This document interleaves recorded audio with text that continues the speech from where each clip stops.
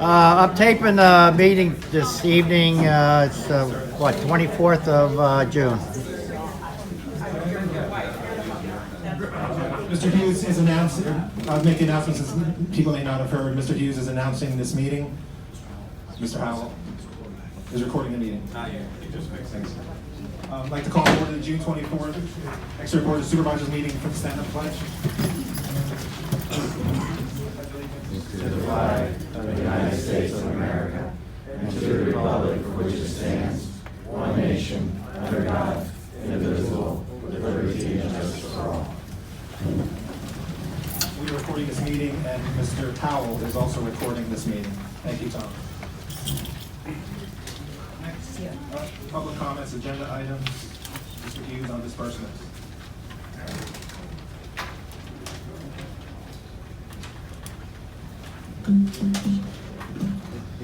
Hello, is it working? Name and address. David Hughes, 255 West 47th Street. It's a minor thing, but I'm curious on why we're paying $310 for a pizza party at Mama's Pizza, which isn't even in the township. Now, if we're gonna spend our money frivolously like that for EEMA, we should do it within our own township. Other than that, the only thing I have is an announcement that we're going to start an Exeter Citizens Oversight Committee. Because this group of people here have all the three powers: executive, legislative, and administrative. It's a lot of power. And if we're not watching them, keeping our sights on them, they'll do anything they want to do, like spend $310 on a pizza party. That's all. Thank you. Next, Pat Vlasic, RCC. Once you don't respond. Here I go. Yep. 3 minutes, Pat. I know. I turned off my Italianism. Okay, Pat Vlasic, 211 Rugby Road. I just want to give a very, very brief update where we continue to work over at the country club doing some gardening work, and after the rain and then the sun coming out, the colors are just popping, and we've heard really good comments from the golfers and some other visitors that are there. We've gotten some really great support from some of our local businesses here, and that helps make our work at the country club even just a little easier for us. However, we are still looking for people who would like to join our small group that love to do some gardening and wouldn't mind doing some volunteer work. There's so much to be done there, especially on the upkeep and maintenance. We love it. We're not saying that we don't want to do it, but any extra help would be greatly appreciated. And just wanted to mention that we were hindered a bit by the rain, but in the past 2 weeks, the reports I give, the progress reports, are for every 2 weeks in between the meetings, and we put in 49 hours, 48 and a half hours collectively by only 4 people. So whatever we can do, we enjoy what we're doing, but more help would be greatly appreciated. And you can get in touch with us on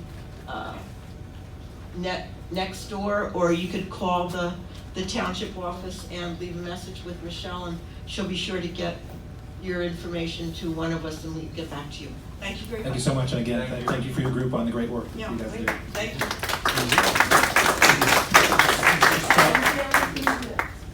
That's great. Mr. Stahl, RCC.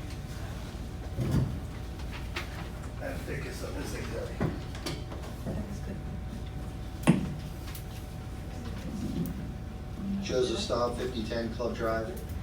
On May 28, 2018, the Reading Country Club was placed on the National Register of Historic Places by the Department of the Interior. At that point in time, we really didn't recognize it. The Exeter Reading Country Club Partnership we had 2 of these made along with the stanchion. We have one that we're going to be able to place outside of by the first tee. Let's take a look at it. It's very heavy. I passed it around, but I'm not in trouble. Yeah, that's right. And we also have one for the interior, as both the golf course and the clubhouse were on this register. Again, as information, there's less than 100 golf courses in the United States on this register, and they include Marion, Oakmont, Augusta, Shinnecock, and Baldwin. Reading's not quite up to their standards. However, we are on the same list. Once you're on the list, we can't get you. But I do want to let you know there, and I would hope that the administration would be part of when we recognize this. We plan on having a tournament September 8th. It's going to be the RCC Heritage for current and previous members of the club. We'd like to have some type of commemoration, so we would hope that the crew would be part of that. But again, we have 2 of those. We pay for it, no cost to anybody, so just a matter of putting it on. Sure. You see me after the meeting? Absolutely.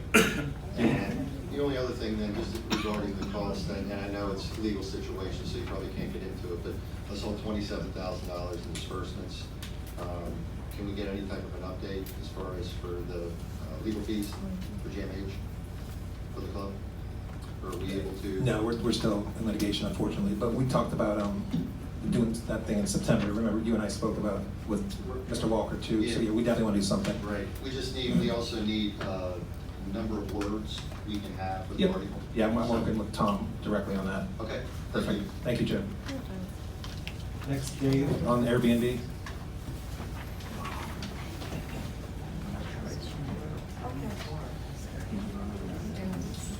Good evening, Dave Hurlbrink, 12 Longview Drive. Just would like to, as you give consideration to the Airbnb issue, I know there was some proposed language to look at, I think, from another municipality, and I just would ask that you give some consideration to perhaps having different language applying to different variant zones. I live in a suburban residential 1 zone, and as evidenced by the petition that we had submitted on behalf of many of our neighbors, in that particular area, we're actually against the operation of transient housing, and that may not certainly be the case in other zones in the district, as I know it's not probably at all possible to restrict Airbnbs or that kind of housing in all zones. I just ask that you give consideration to allowing variance in your language when you go to adopt it, to have the zones interpreted based on their intent and to be able to accommodate it that way. Thank you. Thank you, Dave. The rest of the, Michelle, did you want to, your topic on grants, was that, did you want to wait till the end of the meeting? Okay. Any others, if you guys don't mind waiting till the end of the meeting? Sean and David, does that work? You want to wait till the end? Yeah. Because it's not on the agenda, so we'll push that back on again. Sure, that's fine, thank you. Next, regular approval minutes for June 10th, 2019.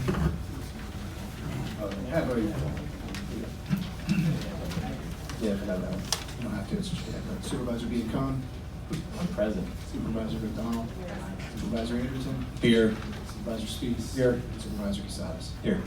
All accounted for. Minutes, June 10th, 2019. I know, Dave, you had some. Yeah, a couple of corrections to the minutes. The first one is that Joe Rogowski was an attendee there, so he should be on the attendance list for the minutes. The second one was comments that I made under Airbnb, the correction there. The bottom of page 5 and top of page 6. As I had mentioned about, I liked Lower Makefield Township, and it says in there that I felt that the rental could not exceed 1 week. That's the exact opposite of the intention. So transient housing, the way, you know, personally I feel, and I've got a lot of comments from people out there, is in the definition and how you enforce it. I mean, whether it's, you know, 1 night or 1 year. So typically the biggest complaints, I think, come from people doing 1 night rentals, coming and going every night, different cars, different parking, and multiple rooms. You know, so Lower Makefield, what I liked about that is, you know, in developments that I've been in and rented out houses, some of them, it had to be 1 month minimum, 3 month minimum. So it gets into a version of, you know, what's transient versus long-term rental. So anyway, just to correct the minutes, it should have read that I think a rental should not, a minimum rental should be 1 week, takes care of a lot of the issues, but up for discussion would be should that be 1 week, 1 month, whatever. I don't think you can totally exclude the rental of properties, but it's the timing. So with those corrections, I would make a motion to approve the minutes as amended. I'll second. Any further discussion? All those in favor say aye. Aye. Aye. Those opposed? Ayes have it. Treasurer's report, May 2019.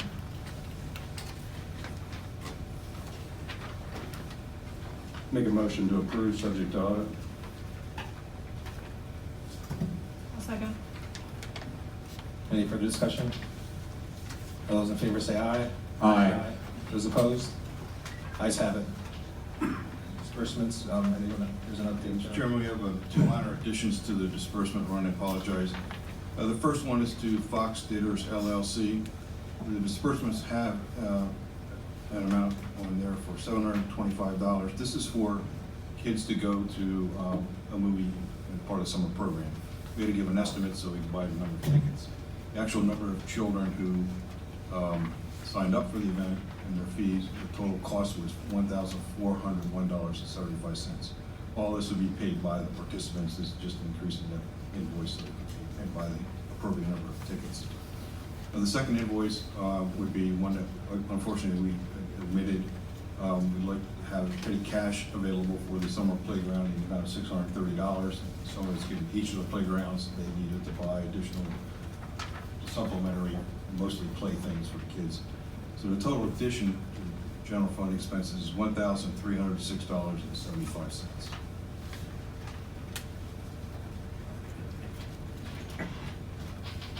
I'll make a motion with the amendments to it. I'll second. Any further discussion? All those in favor say aye. Aye. Those opposed? Ayes have it. Old business discussion on Airbnb conditions. Mr. Chair, as soon as we get settled up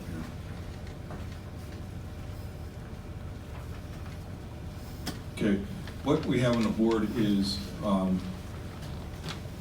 the discussion points for the actual ordinance. We didn't draft an ordinance, no, it's partially drafted. You'll notice some definitions, options, licensing process, and then supplemental regulations, and then at the bottom, the zoning issues where it would be permitted or not permitted. So I think most of it is reflects a lot of the conversation at the last meeting, but because the meeting conversation wrangled along a little bit, I'd like some very concise direction from the board in terms of what you feel is appropriate so that it can be reflected in the ordinance. The ordinance will come back to the board probably at the next meeting and for review and authorization to advertise, and it will be adopted late July, early August. You're going to discuss, make comments on that? Yeah, I mean, as I was saying, certainly under the entire residential unit, I mean, the issues are the 24-hour and very short-term ones. I don't see any reason why you restrict the maximum stay. I mean, you can rent your house out for a year, and that's usually not the issue. The issue is with people coming and going and different people coming late at night, early in the morning. So I'd be more, certainly for that one of having. Taking out the maximum. Well, you can take out the maximum, but the minimum is the important portion. So if you're in residential areas, whether it's 1 week, 2 week, 1 month, it should not be, in a residential neighborhood, you shouldn't have people arriving at 1 o'clock in the morning and just staying to sleep at night. The one concern, Dave, would be if you, on the maximum, you don't want to have a situation with the lease you were describing, the 1-year lease would qualify as short-term lodging facilities and be subject to all this additional, because if you're looking down at the bottom there, what's being suggested there is it should be not permitted in all of those districts, which you definitely don't want to do from a leasing standpoint. Right. So that's the only caveat there. So it's defining what is transient up to a certain, whatever. Right, so that you have to is. set the time period for what you think is an appropriate short-term, Airbnb, whatever you're calling it. Darren? I like that we differentiated by zoning area, so I like the not permitted versus permitted. I'm not sure how I feel about the specific bedroom accommodation being longer, the maximum being longer than a residential unit. I think we talked about in the past, like some people who come into town for a job and need a place for 2 or 3 months, they're gonna be renting a whole unit, not a bedroom, right? So I would swap them if it were me.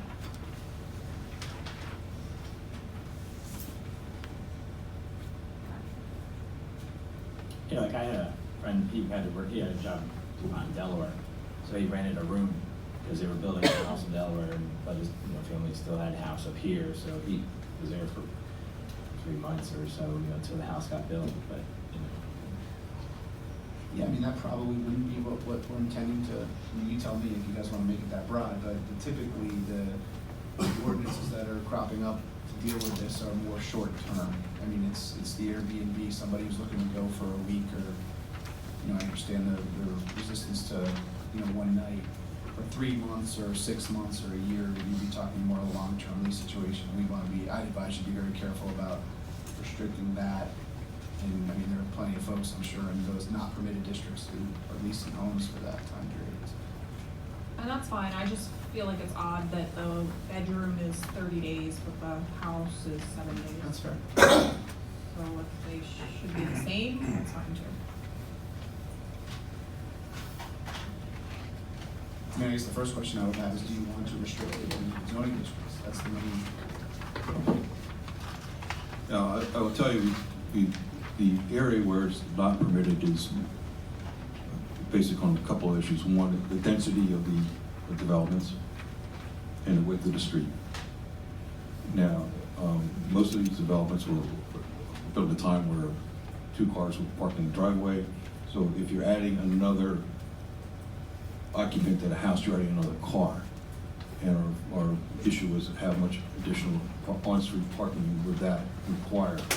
And we thought that, in hearing from the audience and the board, we felt that it's best not to bring that additional volume into those neighborhoods. Yeah, I agree. And the 4 districts where we're asking you to think about it, the larger lots, with more ability to park vehicles there that you wouldn't find in some of the smaller districts.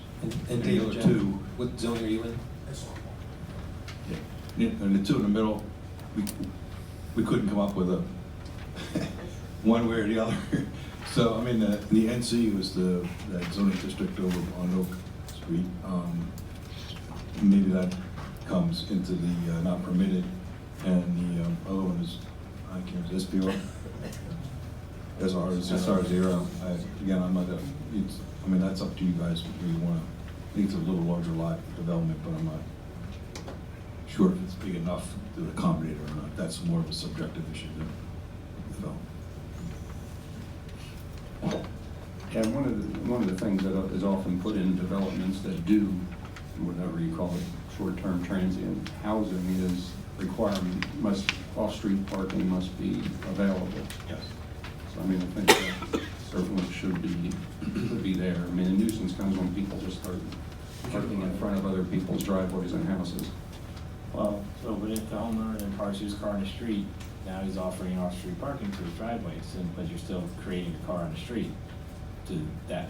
That's true. So you're really not, you're providing it, but now the homeowner's on the street, which he's allowed to be, but, I'm just saying it's kind of redundant. So, like, do they have to have like a parking lot? I mean, I think. Well, can I ask the board, do you feel strongly one way or another, at least starting with if you look at the last piece of what John put together there, the not permitted, versus permitted, ignore the undetermined for now. I mean, am I hearing that you want to exclude this use from certain districts or not? I mean, that's really the main piece of it. The rest of it, we can kind of craft an ordinance with the language and you guys. I do, yeah, I do. The rest of the board? Yeah. Well, yeah, Jack, can you just review on the permitted ones, what they stand for? RC. Yeah, those 4 zones. Because I don't know if this would cause us to have not a mass exodus, but would we push more Airbnbs into those 4 zones where they don't really want it either? You always have to permit at least the use, and you can't restrict the use, as the person said correctly, out of every single district, so you have to permit it in some district. But How many does it have to be permitted in? Just in one. Okay, so we could limit it to 1? Yes. That's your choice. That will explain what the zonings are. So the SR districts are suburban residential.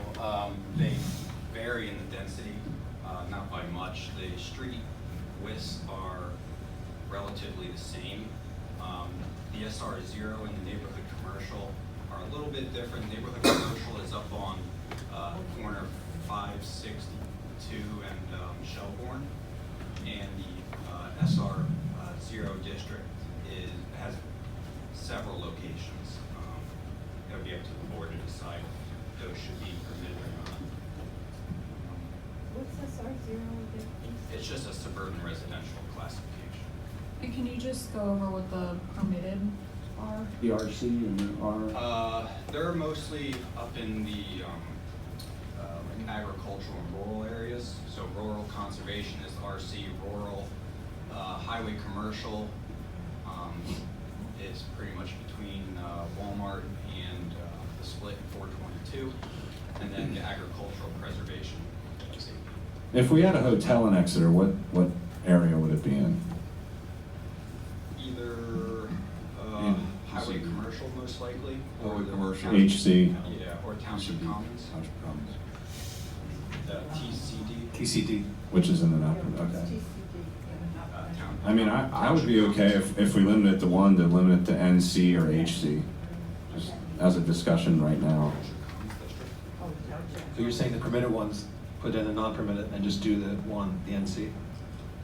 Well, The residential and the agricultural, they're typically large plots of land yeah. in the suburbs. Yeah, I know, but what if we got a crazy house out there with 7 bedrooms and, you know, now how do we enforce it though? Goes up to the first part where we talk about. Yeah, no, I know, I'm just saying now trying to enforce that and proving who's there and who's not, and Jeff, keep in mind too that it has to be, I mean, an Airbnb use, not that I'm an expert, but generally is in a residential, sort of residential area. It's an existing residence that's being used for, you know, transient or short-term purposes.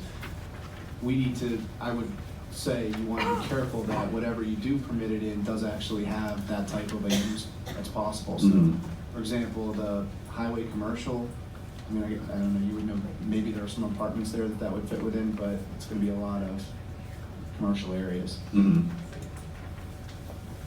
Hey, I mean, that's my only thing is, they're pretty much used like hotels, so if we're gonna have to permit it somewhere, I would wanna permit it where we would have a hotel if we had one. Because I just think when people build or buy a home, they have an expectation that they're not moving into next to a hotel, which is basically what these become. That's just my overall, how we word it and the language is, you know, but I would just like to keep all hotel-related activity away from as many residents as possible that, you know, didn't want to purchase a home or build a home in a hotel-zoned area.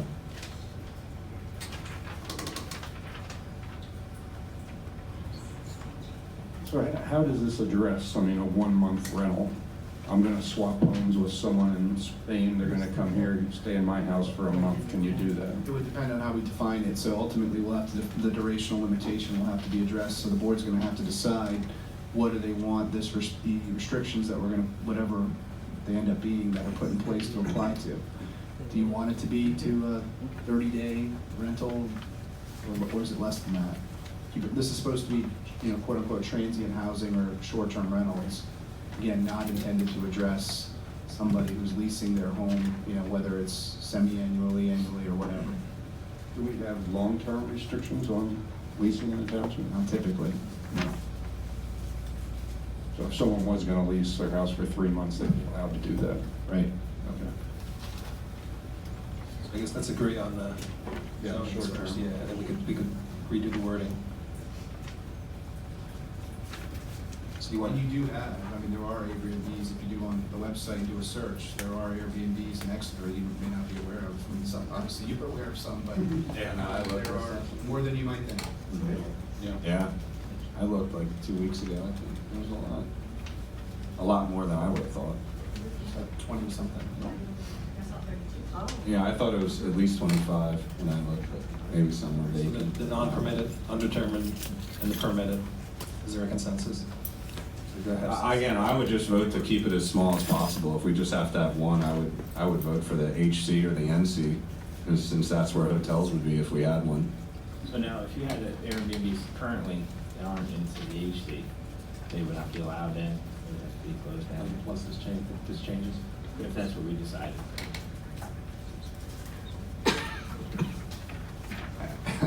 I guess the question would be whether it's a pre-existing non-conforming use or not. I'd have to, without getting this too far afield, we would try to be able to restrict that. The question would be, is this really more akin to a zoning ordinance? And it is, because we're restricting zones. So the argument would be, you can't, if somebody is using a property now, anyone here, the way it's permitted to be used, we change the zoning, any board, this board, a future board changes the zoning. Question is whether that change is enforceable against somebody who's using it lawfully, and a lot of times it's not, because it's considered what's called a pre-existing non-conforming use, so we can talk more about that. What about, I looked up the low-impact home-based business rules, and, you know, and Joe or Will might be able to have a little more detail, but I was pretty sure it said there can only be one customer and one vehicle there at a time, so doesn't this already not conform to kind of what the rules are? Well, the question is, would it fit, does it require, would one of these require a no-impact home fee-based license? Currently, they don't, as written. So if they did, again, you gotta be careful about how you're writing that, because you don't want a long-term lease to, I wouldn't think you would want a long-term residential lease to fit within that description. Is it really, is this commercial activity? You could argue it both ways, right? So, I mean, they're making money off the rental of their house off a commercial website. sure, but that can be, the same can be said for long-term leases. Not, I mean, maybe, you know, you're putting that on you know, Fox and Roach as opposed to Airbnb.com, but. So the fact is, even if you changed it, like say the SR1 where they're at, the house that they're talking about, that they're kind of grandfathered in. I'm saying it's possible. Possible. Sorry, it's possible. Right. That's an issue we'll have to look at. I could see that being, that would be the argument I would make if I were representing the Just person. like industrial districts, like if they sold their house and they kept it, they could sell it as with the Airbnb attached to it as well, right? Like that same like it's industrial. It's a tougher, the reason why I'm not saying it's a definite, it's a tougher argument, because an Airbnb by definition is not a continuous use. So the question would be, you know, is it really still pre-existing non-conforming use if somebody ceases that use for a period of time? Because typically, most Airbnbs are not, you know, do you want to weigh in, Jeff? I was just gonna say, wouldn't we be covered if we did, just say for instance, the pre-existing non-conforming Right. would occur or would have to take place, but if we implement a new ordinance that says, Going forward. do this, then I think that would cover if somebody would sell their house, therefore they would Right. need to cover, they would need to conform to that new ordinance. You could argue, yeah, once the I mean, sale, I would on the think it sale. would have a, yeah. What I would also think is it's possible that once the current, whatever you call it, customer, you know, for the Airbnbs ceases, I'd like to be in a spot to say that use is over also at that point, but anyway. Getting far afield in the world of zoning. So any other thoughts on the permitted versus non-permitted? So on the permitted, I mean, I can be swayed either way, but I'm okay with the list as it is. I know, a little over a year ago, maybe a year and a half ago, the rural conservation zoning was, you know, the board tried to open that up to encourage people to use their land so that they can financially keep their land instead of sell it and then it get broken up, right? So if I have a farm and I have a cottage cottage on my farm, maybe this is some supplemental income that might help me from having to sell my farm. I don't know if that's, actual financial sense, but that's where my head would go, is to support those, those bigger properties probably have more opportunity for, something a little bit more secluded, and it does give the property owners some incentive to keep their property intact. Plus they would have off-site parking, off-street Yeah, that makes and all sense, I think. I'm okay with the 4 that are permitted. That's, Did we want to add the town common district into that, just for any, would that help if we do want to, this doesn't really help for a hotel either way. Yeah, I can't recall if we have a lot of residential homes in the township homes district. I think we kind of avoided that. No, we did. There's not a lot. There may be a straight apartment. Planning to? No. I would vote just HC, and I think Darren made a good point about keeping RC and R in there as well, I guess. The AP is similar. Yeah, I'd be fine with I'll just keep all 4. all 4, yeah. What other direction do you need, Sam? Just the, It would be nice to have a durational direction from you guys as to what you're looking for, and then we can put together, based upon this and the lower Makefield ordinance, assuming you guys are still feeling that that's consistent with where you'd like to go. If you give me some guidance on duration, I think we can have a draft for you at the next meeting.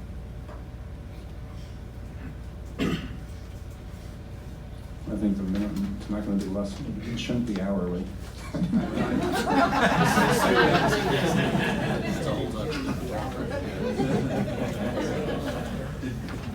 I think a minimum of 30 is reasonable. A minimum of 30. 30 days. maximum is We 30 don't wanna, days. we don't wanna do long-term. Yeah, I mean, the only thing, again, I would advise you to keep this separate from long-term lease situations. But then what if they do 30, skip a day, and then they can come back, can't they? They could. Sure. Then they could. Okay. I don't know that would make a lot of financial sense, but you're right, they could. But yeah, if someone came into town today, they're just looking for a business meeting and they just want to stay somewhere real cheap, overnight, I get the one day. Or they might be here while they're looking for a house or a place to stay. It's not a temporary project or something for work. We are actually, I kind of like this, that it's 24 hours instead of 1 day, because it's almost 2 days, because a lot of places check-in is 2 or 3 o'clock and check-out is 11. So we're actually preventing that. So we're preventing a 1-day rental. So I'm okay with 24 hours. That's a good point. I still think that makes it too hotel-ish, I don't know. That's what I mean, why, if they're just gonna. Yeah. I don't know. I just want to discourage as much hotel-related activity as possible. About 48 hours. That's 3 days. 2 days. No, because if I check in at 3 o'clock on Friday and check out at That's the 11 hours. o'clock on Sunday, that's less than 48 hours. All right, Darren, 36. Negotiate. Okay with that. No, I'm just saying I like it in hours. 36 days. Yeah. That 36 is 2 days. And what do you want for maximum, 2 weeks, 14? I don't have any problem with a maximum of 30 days. No, it's 30 days. 30 days. It's fine. 30 days, 36 hours minimum, 30 days max. I think almost all the issues that people have I had. think the issue has have been where the in non-permitted, the SR 1, 2, and 3. which we've addressed, so I think Janet and Dave are happy. Now, that might not solve the issue. Subject exam for fun. Yes. One thing at a time. You will see the zoning, the restrictions will be as they're there, if that's what the board wants, so. And 36 hours minimum, 30 days maximum. Okay, You good? I'm good. And any other audience questions about Airbnb? I just have a question. Just give your name and address, please. Lois Drumheller, 8 Gulfview Lane. I have a question about sorry. how many people could be in the room. Yeah. in different cultures, people live differently sometimes than we do. And they might be thinking, well, my husband and wife and 3 kids can all fit in the same room. Yeah. So I'm wondering if we should have some restrictions here that talk about how many people are in the. We do have fire, yeah, I mean, we do have restrictions in each district as to occupancy and fire code also. We will certainly make sure that those apply here as well. And I think the Lower Makefield had They did. square footage area per room per, they had pretty well defined. How many people could be in there. So that will be addressed. Is that your concern? That was your concern? Yes. Thank you. Name and address. Linda Pfister, 34 Beecher Drive. Excellent. I've had some nurses stay with me when I'm going to Oh, that's good. Reading Hospital, and students stay with me Excellent. over the years. Does that fall into any Airbnb things? How long are you talking about them staying with you on a 3 given? months usually? No, if they make them, yeah, if they make the maximum 30 days, that would not be subject to these restrictions. And a girl that's an intern asked if she could possibly stay with me. That might be till September. So her Yes. well, I mean, I usually take, girls and students and, people that I know they don't have a criminal record or anything like Right. that. That's good. That's a good check. Now, again, we'll try to, this is intended to cover short-term. What I'm hearing from the board is that 30 days is the maximum. So if you're leasing space or renting space out for more than 30 days, this wouldn't apply. More than 30 days. Right. All right, thanks everyone for the discussion. Next, John, discussion on restaurant at Reading Country Club. Mr. Chairman, we've had a conversation at length with the principal caterer we've been dealing with over a period of time.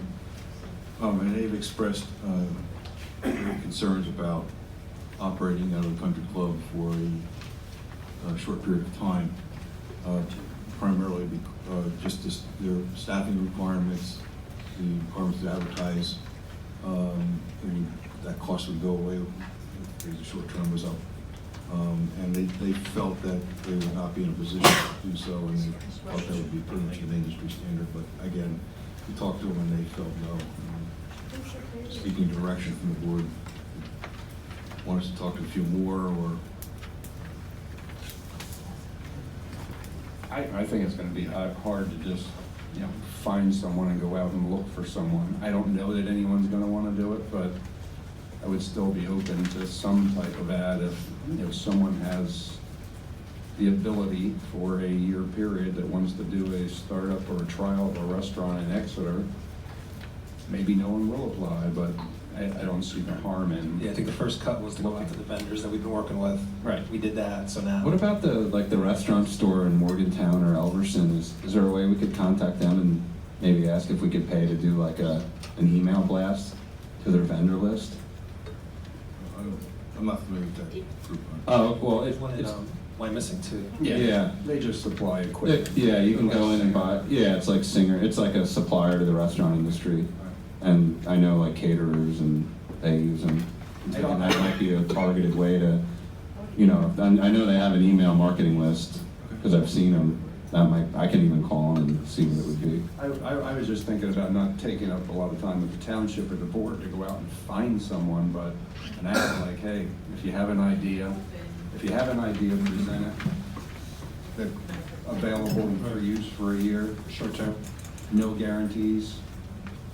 But not the township should be spending time going to look for someone.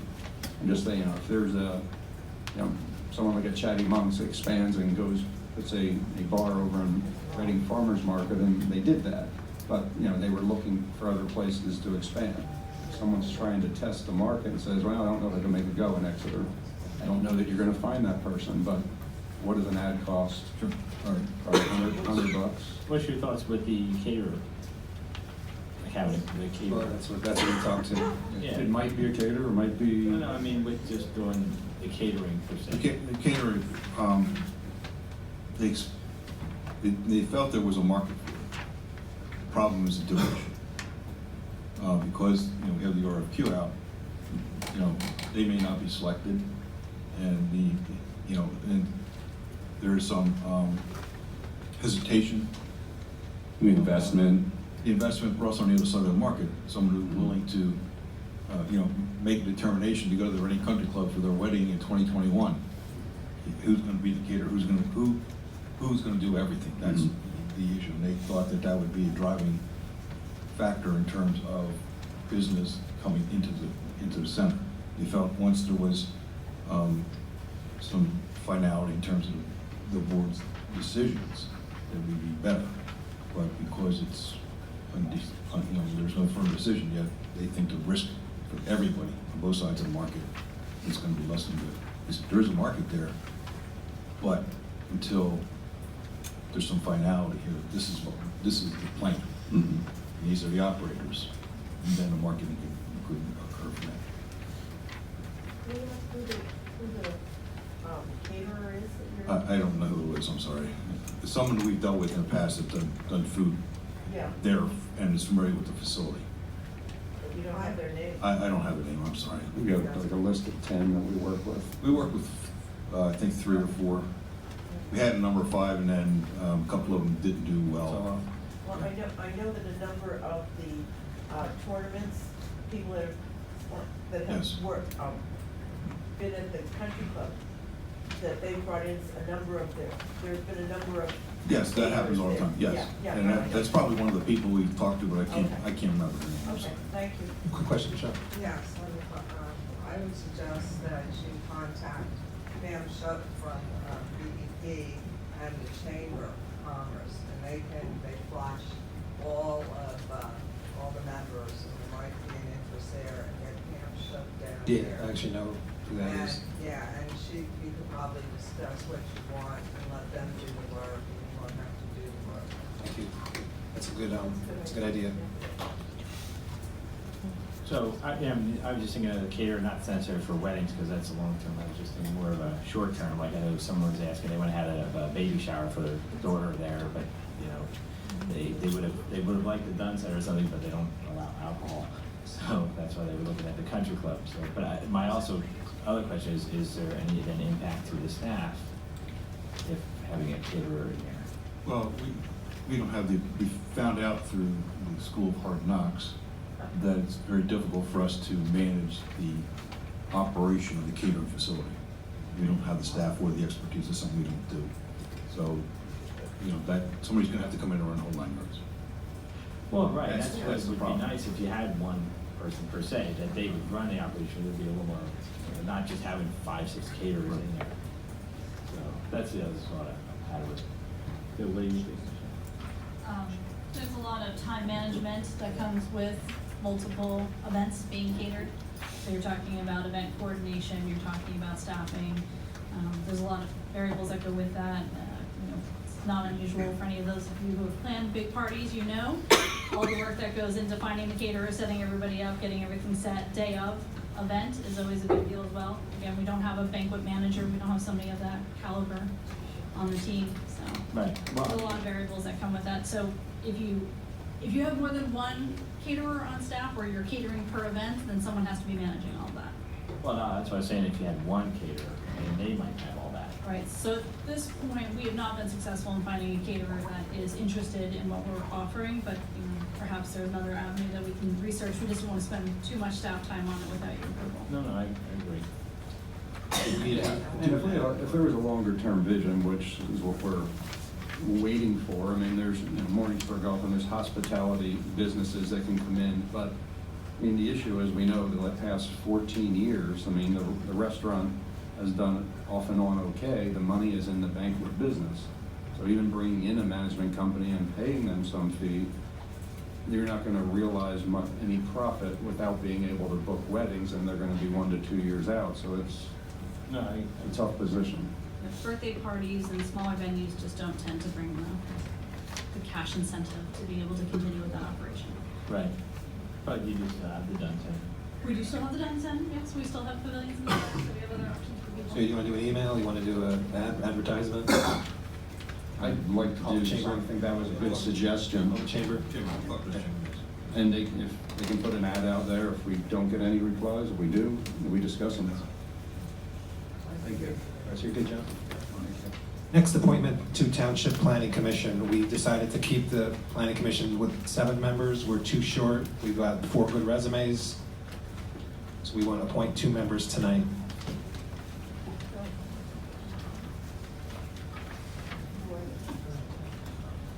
You want to announce who applied? Yep. I could pull it up.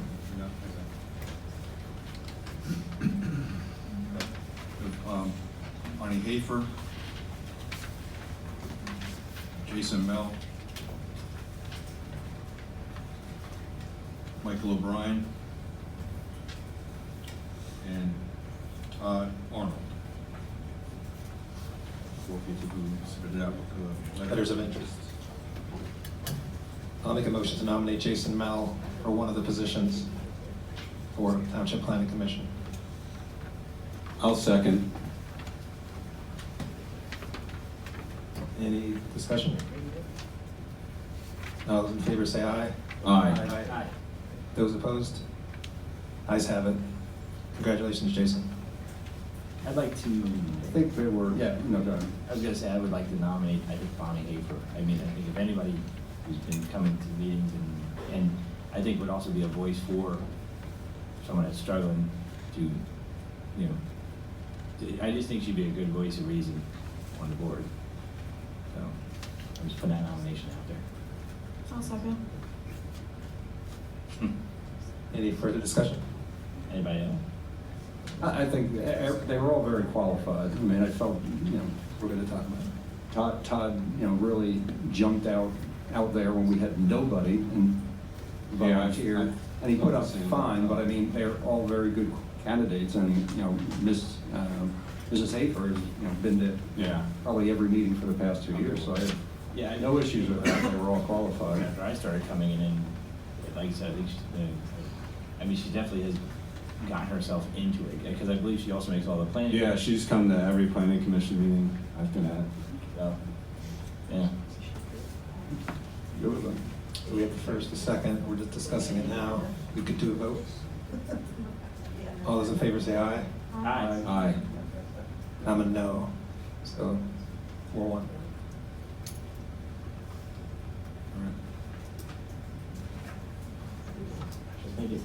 Let's just make it. Congratulations. How many can we do? Can we do none? No. Take them all in case someone drops out. That way you really got some options. Next, adopt a resolution authorizing destruction of township records. John, did you want to? Oh, yeah, we can do that. Actually, Jason and Bonnie, want to introduce yourselves to the public? Hi, I'm Jason. And when will the first meeting be? Mel, M-E-L-L. Okay. When will their meeting be? Monday. Monday. Okay, Monday's your meeting. This The date of your upcoming meeting? week. It's in July. Third meeting. Oh, yeah, sorry, third week. I was thinking we were in the first. We'll get correspondence from Will sometime in the next couple days. Okay. Welcome aboard. Adopt resolution authorizing destruction of township records. Mr. Chairman, this is a resolution we're seeking authorization to destroy some records. Engineering receipts from 1995 to 2010, parking ticket receipts from 2007 to 16, park and recreation receipts from 08 to 14, right to know requests from 03 to 12, sewer account journal 1994, sewer billing registers 10 and 11, sewer cash receipts journals 6 and 7, sewer daily cash receipt reports 2012 to 15, sewer interest journal 2007, sewer report from 2006, and tax collector bills paid report for real estate taxes for the year 2005. All of these dates are within the standard record retention policy of the township and the state. And we need the space.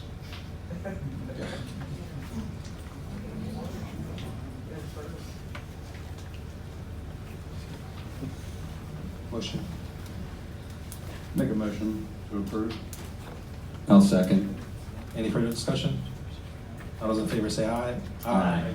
Those opposed? Ayes have it. Next application, the zoning hearing board, 170 Walnut Road. I'll defer to the solicitor on this one. Yeah, I'll give a quick summary. So there's been an appeal of the zoning officer made a determination that a use at the property located at 170 Walnut Road was not permissible. There was the question, I think, Will, you can address this if you want to, but just to summarize for what I understand it to be, there was a business use, at least Will found that there was a business use. The zoning officer found there was a business use occurring in the residential property outside of the scope of what was permitted there. Is that a fair statement? Yes, I can explain if you like. Go ahead, sure.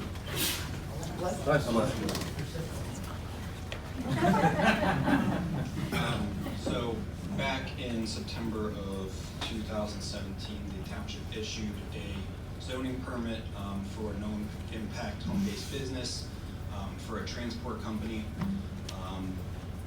In April of 2019, we received a complaint for outside appearance of business, truck parked outside the home over several days, a couple days.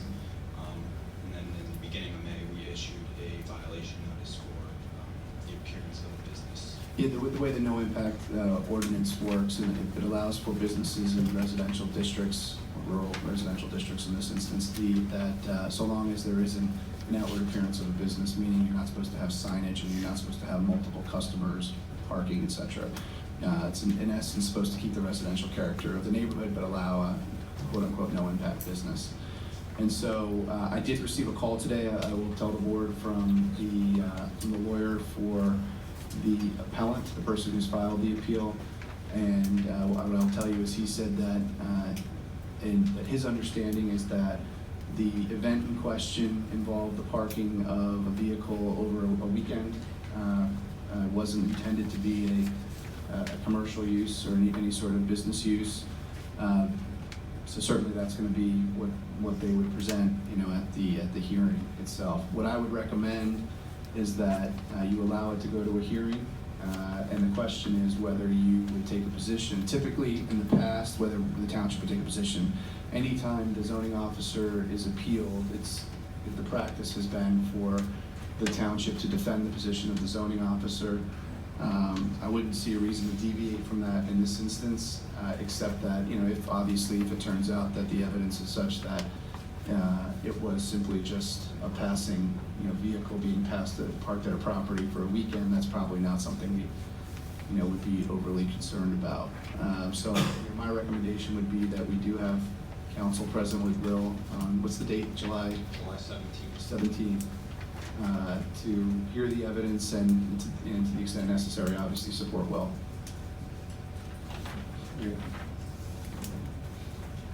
So I would need some, I don't know about a motion, but it's certainly some direction from the board. John, what do you want on that? You want a motion? I think consensus of the board motion. Consensus is fine with me, but if you want to do a motion, that's fine. That's fine. I'll make a motion to have Council present. Present for Will. I'll second. Who seconded that? Any further discussion? All those in favor say aye. Aye. Those opposed?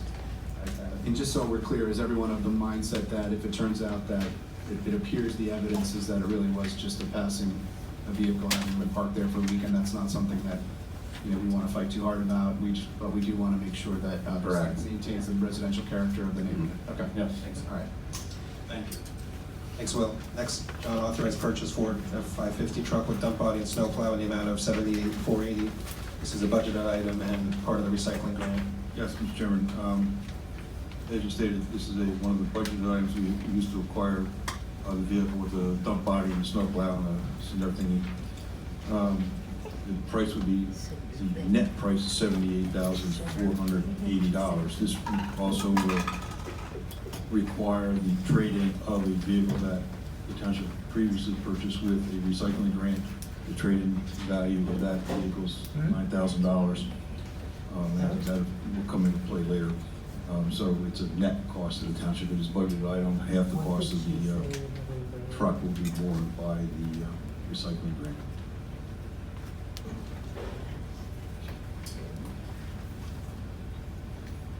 I'll make the motion to purchase. I'll second it. Any further discussion? All those in favor say aye. Aye. Those opposed? Ayes have it. Next, John, authorized purchase of 2006 Ford F-550 dump truck in the amount of $9,350. Now, this is something that only happens in government. We traded a truck in because the requirements stated we had to trade it.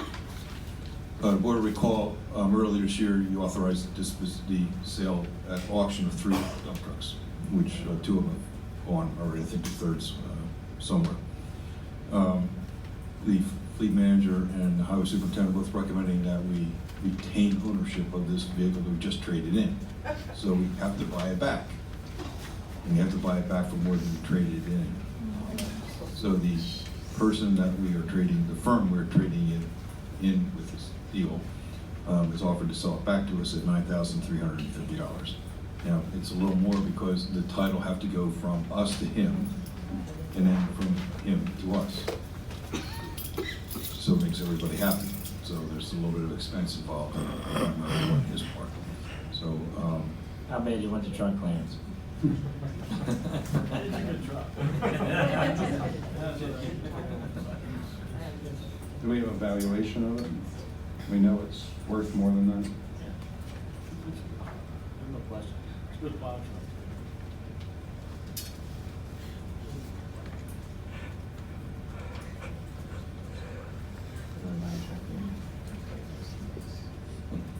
Fine, make a motion to authorize the repurchase of the F-550 dump truck. I think it was fairly low miles and in good shape. I'll second. Any further discussion? All those in favor say aye. Aye. Those opposed? Ayes have it. Next, authorization to dispose of salvage 2007 Ford Crown Victoria.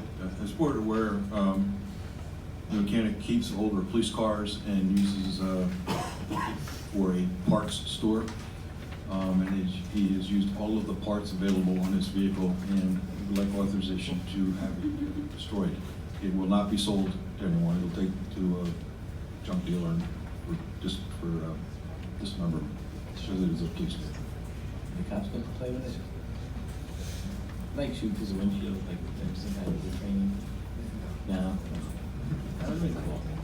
We have done it with some of them, right? I'll authorize to dispose of it. I'll second that. Any further discussion? All those in favor say aye. Aye. Those opposed? Ayes have it. Next, request for no parking at intersection of West 33rd Street and West Neversink Road. I'll defer to the chief on this. Chief's going to talk about this. Yes, so the fire department contacted the police department here, and they're requesting a no parking sign on James Avenue between West 33rd Street and West Neversink Road. They want the sign posted so their tower truck can make the swing easier onto James Avenue there. They'd like to have the no parking sign posted to prohibit parking on the first 50 feet of the south side of James Avenue, starting from the intersection of West Neversink Road. I went out there and reviewed and looked at the location. I believe it's more than appropriate there. There actually is no curb during that first 50 feet area. There's a gravel area there that people have just started parking there. So with the length of the truck, it makes perfect sense then to prohibit that first 50 feet parking there at that location. If the board is so inclined, we would need authorization to advertise an ordinance. This, parking restrictions are done by ordinance. So we need that authorization to do that, and it would come before the board sometime in July. We just need consensus.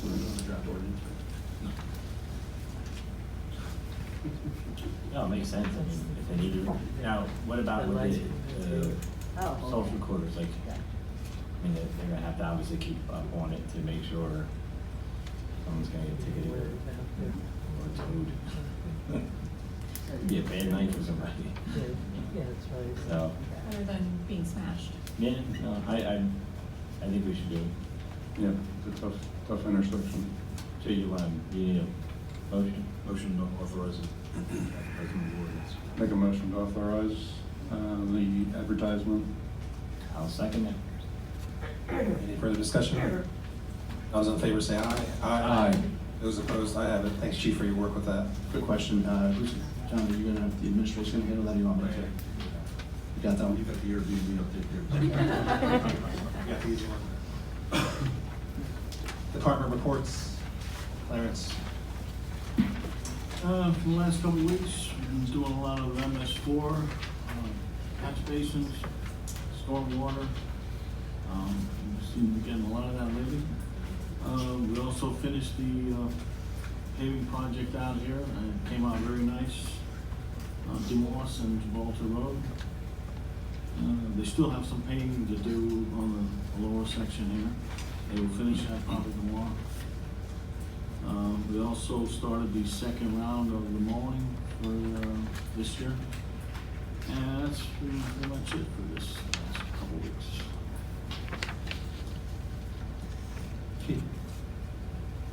Just a word of advice out there. We recently had a township resident fall victim to the grandparent scam. Are any of you familiar with how that scam works? Okay, so I think it's important to bring up. A scam artist will usually call saying that they are a grandchild in need of money. It usually works, they'll call and say, hey, I've been locked up, I need bail money, or I'm in some sort of financial trouble, and I need you to send money right away. They'll usually have information that they've gathered from social media sites, so they will have the name of your grandchild, they will have the name of your child, they will have your name, they will have addresses, and they'll make the need apparent immediately for this money. So if you get a call from a grandchild or any other relative in danger or in trouble, and they're immediately asking for cash, I ask you just take a pause, calm yourself. You can verify the person's identity by asking questions someone else couldn't possibly answer. So some information that you have that someone can easily gather from the internet. And also, of course, say that you'll have to consult with a family member, hang up, and you'll always have the opportunity, if the emergency is real, to respond appropriately. In addition, I'm pleased to announce the police department applied for a canine grant. We received a grant in the amount of $9,766 from the Richard Roth and Rita Kern Canine Corps Endowment Fund. It was administered by the Berks County Community Foundation, so that money will be used for canine training, cost, and equipment. So it's much needed and appreciated. Great. Thank you. Just two quick minor items. We're continuing to attend the PennDOT progress meetings for Perkiomen Avenue and coordinating any concerns that the township has or its residents with PennDOT. Things are proceeding accordingly. However, with the recent weather conditions, it's been posing a little bit of a problem, some washouts and so forth. As far as Norfolk Southern, there has been no change in that status since the last board meeting. Unfortunately, even DEP reached out to me by email and indicated that there hasn't been any submission of any permits. We'll just have to wait for the time extension to be filed for the consent order by Norfolk Southern, and at that point we can proceed with our options. Yeah, we should know something by the end of the month. So the next June meeting, 30th, yes. The next meeting we should be able to have an update of some kind. That's all I have for this evening. Thanks, Joe. There was an executive session before the meeting where we discussed the wastewater facility sale, the JMH litigation, and a zoning dispute concerning the Pioneer Crossing landfill. And that's all I have.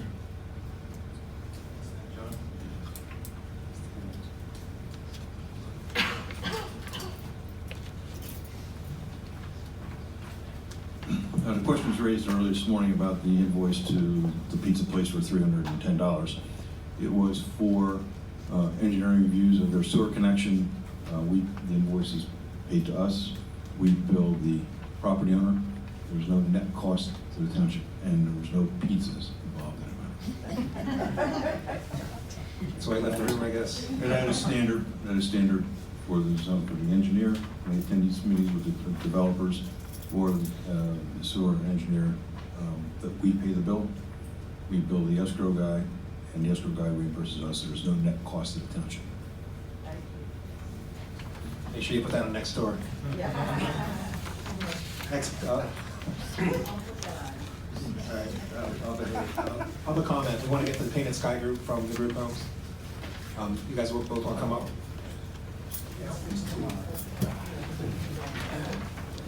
David Cantor, 4956 Painted Sky Road.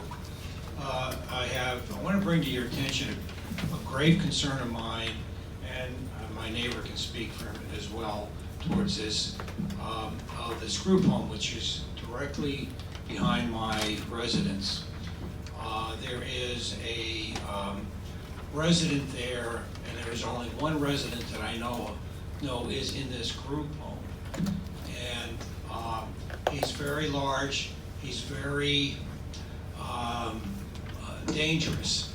He's escaped from the group home on a number of occasions. I've personally contacted the police department on a number of times to come out and deal with the problem. On one occasion, I saw him get out of the house. He picked up a large table, outside table, and threw it out into a yard like it was nothing. I also personally witnessed him when he escaped out of that house, punch a resident, an aid worker, I assume that they call him, whoever watches them, punched this lady who was like half this guy's size. This guy has got to be at least 6 foot tall. I've seen this guy. He's run through the neighborhood. He's gotten out as recently as last week. I don't know if the police were called. I found out about that after the fact. I didn't personally see the guy run out, but he's been out a number of times. I have worry about my family. There are young children who live in the neighborhood. I have a granddaughter who lives with me. My neighbor has grandchildren as well. I have a neighbor on the other side, all around this house, that have very small children. I'm very, very worried about this. And also, one other thing I want to mention, they have a padded cell in this basement of this house. And at any time of the day, in the middle of the night, 2 o'clock, 3 o'clock in the morning, this patient will pound on the walls, excuse me, I don't mean to be too animated, pound on the walls so hard, it wakes me up in the middle of the night. I mean, it's incredible. And I've complained, and I've also, I don't have all the dates. There were reports made. I think the chief has that information, if you want to look at that closer on how many times there were phone calls and concerns of what this person has done. And I'm asking your help to do something about this. This person really needs to be in a more secure location where the staff can control the situation and not allow this patient to get out of this house. Because God forbid, somebody's going to get hurt. So I have grave concern for my family. I'm speaking for my family. Yes, and you're related to Nicole, right? Nicole's your relation? Yes. Yeah, Nicole is my daughter. Actually, she lives with me and my granddaughter. Yeah, she told me the whole story, so I heard it all as well. Who is the owner of the group home? It's Supportive Services. Supportive Concepts, okay. Have we contacted? Supportive Concepts, yeah. Supportive Concepts has a hotline that they have in place. There's some folks may know, this has been a discussion point that's come up over the past several years occasionally. And one of the things that Supportive Concepts did put in place was a hotline to deal with situations like this. So if they haven't been contacted, they will be tomorrow. Well, I also know that when yesterday, Sunday I had to call the police because I had my granddaughter out on my back porch, and I was filling up a swimming pool for her. And this resident started pounding on the wall and upset my daughter. I had to take her into the house. So I can't even have my family go outside and feel comfortable, and we shouldn't have to do this. You know what I mean? And when the police came, I believe the police officer said he had made a phone call to the supervisor of that place. So you did call the hotline? Okay. I believe, yes. We did, okay. They're supposed Yeah, to be right paying behind my a house. fine for each call, aren't they? No, it's a little different. Maybe 75 feet, I don't know. 75 feet You know from how my many, house, and similarly to Sean here, so. I'm just asking, there has to be somebody, that besides talking to the company, which is a $40 million business, I understand, because I looked it up on the internet, okay? That somebody with higher authority, like state government or somebody, could do something about this. They are regulated by the state government.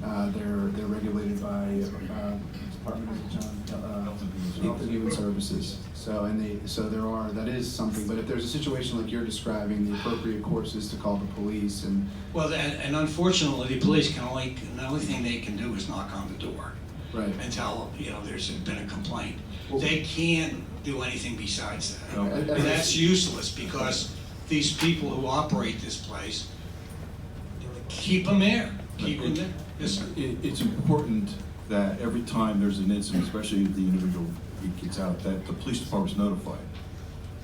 If it's not recorded with the police department, it didn't happen.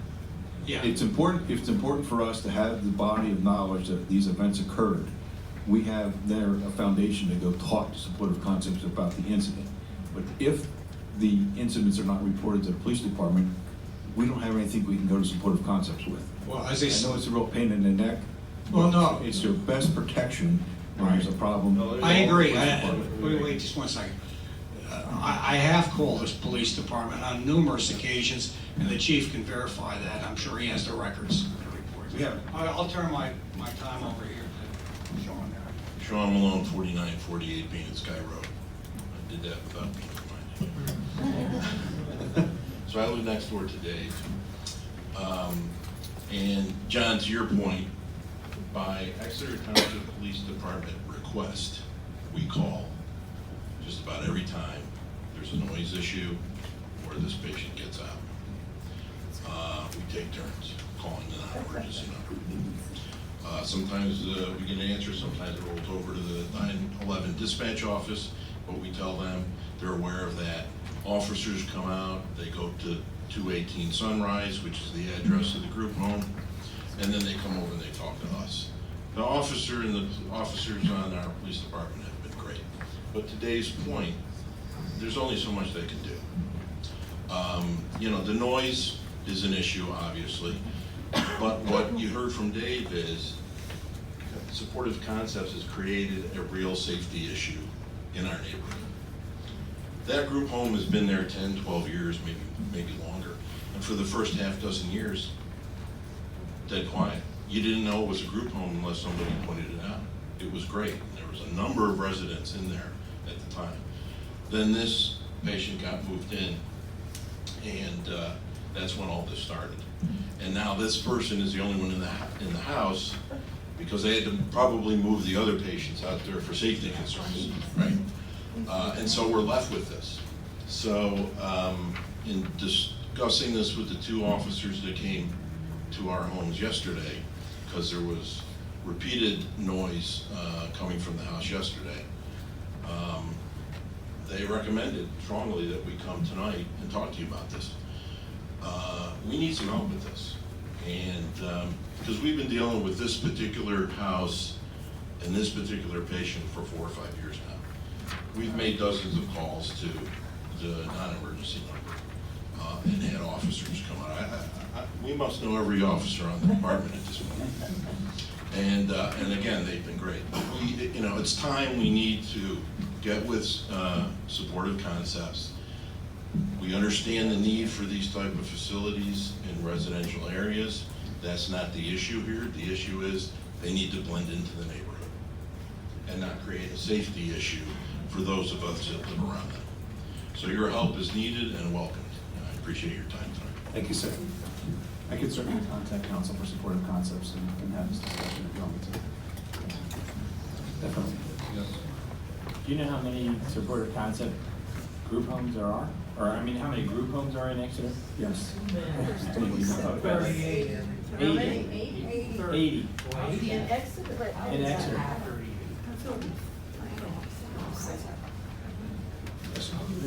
That's a good question, but there's 80. Because we were actually with the, we'll discuss that. Sure. The first group home, Linda Pfister, 34 Beechwood Drive. The first group home that was going to be on 34th Street, I live on Beechwood Drive, was not allowed to become a group home because we had a single family dwelling thing in our bylaws then. And I'd like to know when this stuff went away without people knowing about it. Yeah, so, again, I don't know if you're talking about a homeowners association, I'm not gonna talk about that, but in terms of ordinances, there's been a bunch of case law on this issue over the last many years. And generally speaking, a single-family residence, as defined by just about every ordinance in the Commonwealth of Pennsylvania, includes by law, no matter what you put in there, group homes, and the failure to include that or allow that use within that definition has been found to violate what's called the Fair Housing Act. So that's the law. Yes, we got away with it the one time, you know. Was the ADA too? There are ADA issues, but it's primarily an what they call FHA, the Fair Housing Act issue, so. I just don't know when that went away, or you know, people didn't know about it. If there's 80, they don't even know, you know, there's that many. Yeah, didn't realize I would probably that. challenge the 80, there's certainly more than 20. My understanding was it's almost 50, it's probably 40 something. And does the state ruling override any township ruling for? Yep. Yes, The law in this area, the Fair Housing Act's a federal law, and that takes precedence here. The decision as to the locale of these facilities, that's outside of the township. That's done by Health and Human Services. They authorize where these facilities can be.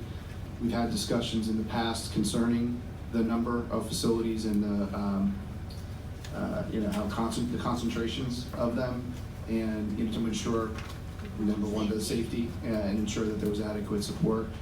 But that's really, all we can do, all the township can do on that piece is consult with the regulator, and that's what they've done. I'm just, thinking about the first thing, probably 45 years ago, that it was stopped. Yeah, well, that's very different. The Yeah, FHA right. wasn't around back then. Yeah. Okay, all right, thank you. Thanks, Linda. Ms. Kircher? Question on grants? I just want to remind the board that grants are great, you get grants to do things, but just remember that the grants are going to end up costing you a lot of money in the future when you have to repair them. So that I hope that the board in the future starts putting aside money to fix up what all the money you're getting grants for. So remember that when the budget time comes, and start planning ahead so that when everything starts breaking down, you have the money to repair it. So what looks like it's free really isn't free. Remember that just because you can get a grant. Thank you. Appreciate your time. Mr. Hoover?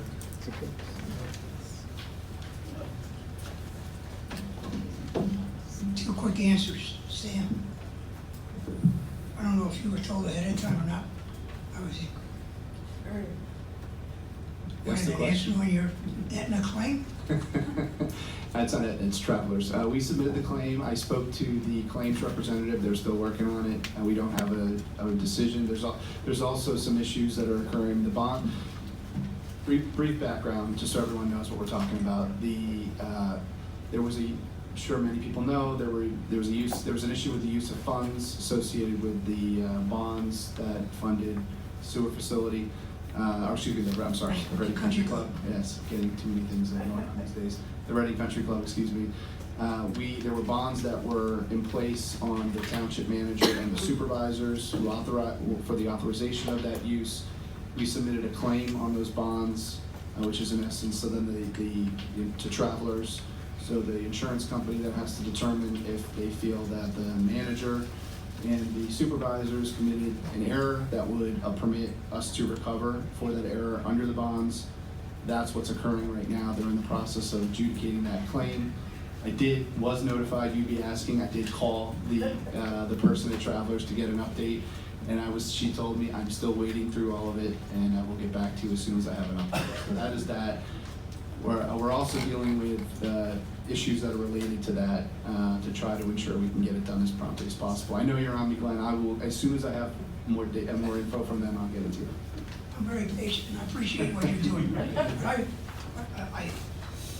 I just wanted to convince myself that it's not going to be an issue that should have been addressed and taken care of, and that there would be an answer. Well, I have mixed feelings as to how you get to give me an answer. It's my understanding if the board don't authorize you to give me an answer, I'm not going to get it. Is that right? Well, I'm the counsel for the board, and I have to act at the. Am I correct by saying that if they don't authorize you, you're not going to tell?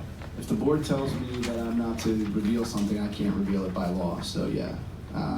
But what I will tell you is, in this instance, I can't sit here and guarantee that what you said, that this shouldn't have been dealt with long ago, isn't going to still be a problem for us, because we're talking about expenditures that occurred at the latest in 2009.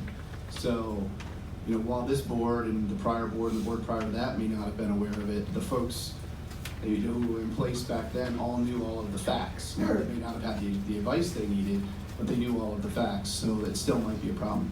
I understand that, and I appreciate that. But by the same token, that's why I said from the very beginning that when these things occurred, things were the board kept them to themselves. So it was an easy fix. If you don't, I gave you this nice comment at lawyers use. If they don't know, don't tell. Then you don't have to answer. And you assured me about that. But that's what aided me. And I said, as hard as some of us work, and it's hard, taxpayers' money that's out there. And you're talking a substantial amount. And I think it would be fair, and I appreciate what you did. I'll wait patiently. I hope I don't have to request an answer, that perhaps maybe the board would reconsider and have you give us an answer. Not just me, the public. I think they deserve it. Good. I will tell you, and the board has authorized me to keep the public updated on this. So as there are developments to tell you, I will tell you. Right now, I called expecting this, and that's all I can tell you is they're wading through it, quote unquote. I appreciate that. Thank you. I have one other question, and that was with the pumps. And the only reason I questioned that, the update on the pumps you were going to take care of, John? There's a very strong probability that all the work will be completed by the end of next month. And the reason I say that was I shared with you, because I sat on the advisory down there at the landfill.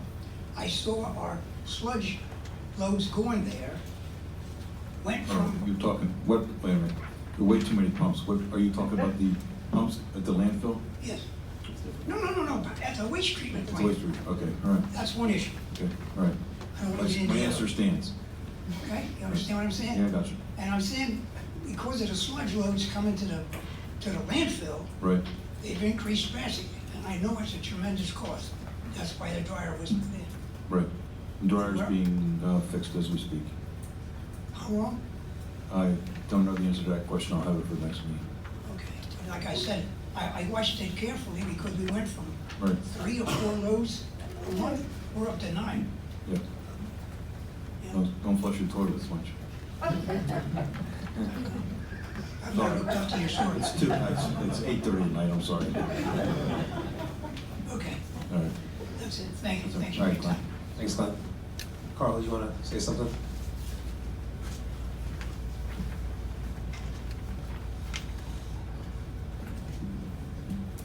Carl Schemberg, 207 Lisa Lane. I've been trying for a couple months now to find out how much, when John Granger got me the $60,000 bonus, I wanted a breakdown of it, and I can't get it. How do I go about doing that? You got a $60,000 bonus last year. As I told, I answered that already for you. You said It 37,000. was part of the 2018 and 2019. Well, 2018, 2017. Well, 2017, you got paid 150, so that means we got paid 187 this first no, year. that's not the correct answer. That's why I'm asking. Last year I got paid my bonus for, I had it, yeah? I had it in here, I don't know. Okay. What year was 19? Last year I got paid a bonus for 2017 and for 2018. I didn't get a bonus in 2017 until it was paid in 2018. So I got 2 years bonus in 1 year. And it only happened at one. Remember I showed you that chart? No, I never saw a chart. Yeah, you were here. I showed it to you. I can show you again. Well, I just don't, if I have because it. in 2017, you got a $25,000 bonus according to your contract. That's what it says, you paid over Right, but- $25,000. And that was paid in 27, it was paid in 2018. Right. But then what was paid in 2018 Was also paid, 2018, I received the 2017 bonus and the 2018 bonus. and you got a bonus in 2017, you made $150,000 your first year. I have all the information. I understand, but you're not, listen to me. Okay. In 2017, I got a bonus for 2016. In 2018, I got a bonus for 2017 and 2018. Because the bonus was awarded in 2018, the bonus was awarded in 2018 for 2017. I got paid in 2017. So you got a full bonus for 2016, even though you only worked half a year. I got it in accordance No, with. no, it was a partial bonus. It was a partial bonus. I got it. $25,000. Partial bonus. It was a partial bonus. It wasn't $25,000. Alright, so the figures are wrong. Okay. What happened to the videos? They're being videoed right now. Go smile for The ones that were on the internet, what happened to those? Oh, there's an ordinance. We had in 2009 that they get disposed after 30 days. Yeah, I announced that last meeting. So after they're posted, you And have like that 30 since days. 2009, yeah. So, but you still have them though, they're just not put on the internet. Yeah. That's correct. We can't clutter the internet with, you have them, download them to your hard drive, and you have them forever. They are subject to a retention policy. Yeah. But they're not on, in other words, you can't go grab them. In other words, when they're out, go grab them, put them on your hard drive. That's what I'm giving you. Well, I'm saying computer if I want device. 5 years worth of videos, I can come in and give you a thumb drive and thumb drive. Not that one. You wouldn't have it for 5 years. I think the state ordinance requires it for, and I don't remember if it's 6 months or a year. You have to maintain. We read the ordinance at the last meeting. It was like 6 months. Nothing changed. If In I other words, wasn't here for the last yeah, meeting, I nothing, couldn't hear from them. nothing changed. Yeah. We didn't change anything. The only other thing is, why does it take 5 weeks to get an answer to a right to know everything? You always give it to take 5 days, then you ask for 30 days and everything. That because of the inordinate number of right to know requests we've been getting and the work that the staff is doing. We don't have a staff to devote to those things. We do the information when we have time. That chart of his wages, can I get that from you? Yeah, All right. absolutely. I'll talk to you later. All right, thank you, Carl. Thanks a lot. Supervisor reports, Jeff. Nothing this week. Any? I did go to a meeting with the Exeter Crime Watch, and Sergeant Payne was there, and that's what we were actually discussing about the group homes. He was actually talking about the individual, and just you were also looking for meeting dates, possibly. Yes. As of right now, we don't have anywhere to meet. We were meeting at the Greenery, Moscow's. Right. That's for Saturday afternoon. But now with summertime coming, their place is getting crowded. So we are looking for a place to have. Like for the Exeter Crime Watch, and like Sergeant Bain's involved, so I don't know, what date were you thinking, like? We really haven't set one yet. Right, so I guess we just need to know when, like, this is. Well, they have, call the office and, Probably schedule. we can go to the dump center. We can go to the dump center downstairs. Oh, yeah. Huh? No, not on a Saturday, I think it would be during the week, at night or something, but that's just it, I didn't know if this was available as well. Yeah, if you can provide me dates and approximate number of people who are gonna attend with resources available for you. Yeah. Guarantees, we'll take a look at it for you. So it was nice to go there and you know, Sergeant Bain was actually, you know, instructing on how to call 911 or when you call the non-emergency number, stuff like that. So I think it's a great thing to get more of the community involved. And he was even saying, like, it could even be the grandmother that's just watching one bus stop, you know, could be part of that. And so I just think, especially with now with the fireworks going off, the ones that are illegally going off. Come on, we're gonna talk about that this meeting. But I'm just saying, you know, the ones that are going off, I think the majority issue is these illegal ones. Again, so I said to Chief, I said, so can you just report your neighbor if you happen to see it going off illegally, or you have to have a videotape? Or because somebody posted that they said they reported somebody, but they didn't have videotape. They would, or else the police wouldn't be able to do anything. So I just didn't know how that works. Well, we're going to respond to the scene, and hopefully if they're still going off. But again, if you have the ability or you have a cell phone where you can just, you know, videotape them, that's fine too. It won't be 3 hours, so don't have to worry about it. Okay. That's where we were. All right. And other than that, that's it. Cool. Dave? I'm sorry. Yeah, I mean, I think next meeting, we're gonna talk about the fireworks, but I appreciate all the comments that we've gotten. We've gotten a lot of comments from residents, but John, I don't know if you wanna summarize, there was some confusion that we've already passed something and everything. Yeah. We're still discussing. I was gonna do that. Okay, you can do that. The other one was just going down Perkiomen Avenue, walking up and down there. Would request, John, the sidewalks at the trolley stop. I know that was a big discussion at the last meeting, but, you know, if we could just take another look at that, the double sidewalk area. I mean, I was just walking around there, I was a little saying at the confused by it. In front of the trolley stop that we're putting in a new sidewalk next to the old sidewalk. The one good suggestion on the fireworks was in a future, I think, newsletter was the education part of this, that people that are doing it, basically illegally or whatever, just stressing the liability issues, the safety issues and everything else, that there is consequences to doing this, that it would probably be worth an article unless just the education side of it. Yeah, or something on the social media, on the township Facebook page. That would hit a lot of residents. Thanks, Dave. Nothing. I just have 3 things. First was the newsletter. I want to thank the staff for doing a wonderful job. I think it's very professional. And Glenn, here it is. Here's yours. You can have it. I respect you, I want to tell you something. Nobody in Warrenstown got any. Nobody, right? Nobody. May I address that? Do you understand, these are sent bulk mail, which means that your post server decides when they're gonna deliver them for you.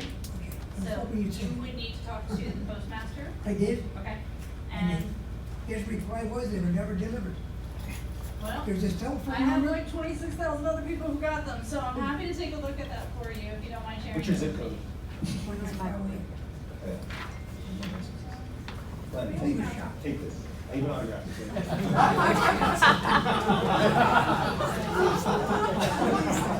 Frame that. That could be valuable someday. You should frame that. That might be valuable someday. When I'm president. I don't even know what Warrenstown is.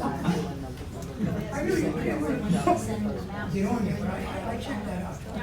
I went over myself personally too. I appreciate you taking the time to do that. We got them. I appreciate you taking the time to do that. And I did, and the girl was real nice, the postmaster was out delivering mail, they were short-handed. He gave me the phone number, we had a conversation, and I said, do me a favor, we have a problem. And apparently, whoever you get printed them up doesn't have the mailing list for Warrenstown. We'll look at it. Yeah. We'll get it done. I haven't brought an extra one for you too. Remember voting time. All right. Second thing was, in the spirit of the country club, we're doing a car show this Saturday with the Exeter Township Fire Department. So 8 a.m., we did it last year, it was wonderful. All old-time cars come, so come out. If you're not a golfer, again, come out and enjoy the country club, look at all the cars. That's at 8 a.m. this Saturday, so we're excited about that. 8 to 2, there's gonna be food trucks there, there's gonna be a lot of cars, a lot of voting on the cars, so come out, you know, get the food truck, walk around and look at all the great cars. And again, what my vision always was is to get other things to the country club, so we're happy that the fire department could do this again for the second year in a row, so we're excited about that. It's gonna be on the driving range, same as last year, so golf will be going on, and the car show, so pretty cool stuff. And the third thing was about the fireworks. Yeah, just there was confusion on social media with the ordinance.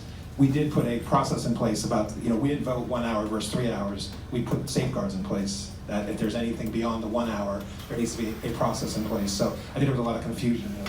People thought, oh my God, we approved a 3-hour show. No, we didn't do that, so. Nothing's been approved at this point. It's advertising for this month. Oh, there was. There was confusion. There was confusion. But there's a process in place now to prevent that, or not. But at least there's a process in place, whereas before that was just done. So you have to give us credit for taking the issue from the residents and addressing it. Excellent. So that's all I had, was those 3 things. Anything else? Yes, very quick. Okay, very quick. My goal was an hour tonight, and 35 minutes late. Okay, I want to thank Dave for bringing up the issue about the trolley stop and the sidewalks. Since our last meeting, I've been talking with other residents, and I appreciate that you're gonna be talking about it again before it sets in place. And the last thing is, I was requested, almost forgot, they're doing a canned food drive here. They're trying, the goal is 10,000 cans of food for the local food pantry that's here in Exeter Township. And there are multitudes of places where you can drop off the cans. The last day is for June 30th, and they're trying to reach a goal of 10,000 cans. So any support that you could help out. And actually, this is one of the drop-off. And this is what, this is inside the office There's a lot area. of restaurants, a lot of places within the Dairy township. Queen, loads of places on the Musso's. strip. Yeah, Musso's, yeah. So please, if you don't know where else, the library, even over at the country club, you can drop Yes. them off. And if you have nowhere else or you can't get to, you can drop them What's off the here. deadline? June 30th. Oh, so we're, okay. Yeah, very July close. 7th. This is the last week. It's July 7th. Please help. Yep, Help us get help the going. families. Thank you very Excellent. much. Thank you. One quick, Michelle. You can't be Just about the fireworks, I want to remind you about sensory integration to function. Dysfunction, if you don't know about it, a lot of children have it. And it's either tactile, where they can't be touched, or it has to do with their ears. And my daughter had it, my granddaughter has it. And if you take them around any loud noises, first time I took her around fireworks, they just scream and scream and scream. So don't forget about that when you're making your decision. It's worse than dogs. And the children, you don't think about children, but it really does Yeah, bother. and the PTSD. Thank you. All right. And the dogs should. Motion to adjourn. Motion? I'll second. Any further discussion? All those in favor say aye. Aye. Those opposed? Ayes have it. Thanks everyone, and thanks for the audience again for the interaction.